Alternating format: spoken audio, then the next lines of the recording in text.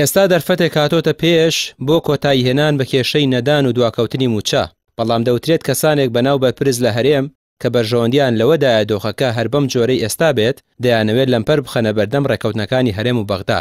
لە کاتێکیشدا کورد هیچ دەرفەت و ڕێگەیەکی دیکەی نەماوە جگە لە ڕێکەوتن.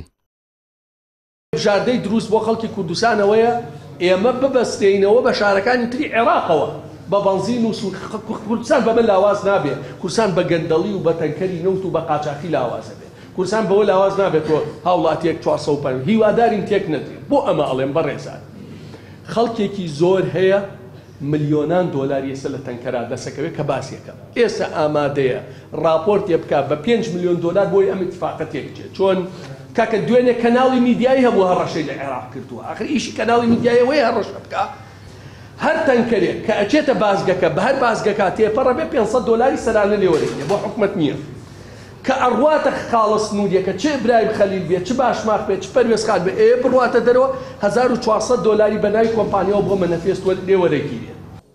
چین و توێژەکان ماندوون بەدەست حکومەتی هەرێم و پێیان وایە هەموو کێشەکان لە بن سەری ئەوانە. 11 ساڵە ئەم حکایەتی مێشە لەگەڵ خەڵکدا بەردەوامی پێدەدەن و ڕۆژ لە دوای ڕۆژ باری سەرشانی خەڵک قورستر دەکەن. چیتر دۆخەکەش لە لای خەڵک مایی درێژە پێدان و قبوڵکردن نییە.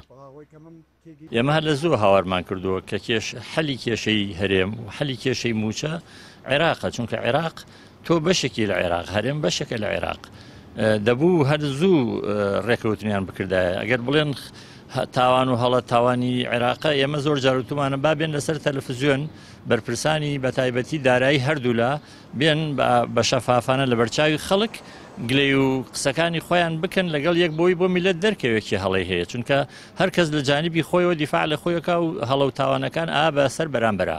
بەڵام ئێمە وەکو قەناعەتی خۆمان وەکو ئەزمموی چەند ساڵی ڕابردوومان وەکو واقعەکە و کە ئەیبینین زۆرینەی هەڵەکان بەداخەوە لە هەرێمەوەی لە هەرێمەوە کە زۆر جار سەرپێچیەکەن لە دەستور سەرپێچیەکەن لە یاسا پاشگەزە بنەوە لەو وعد و بەڵێنانەی کە لەگەڵ وەفدەکان ڕێکەوتین لەسەرەکەن.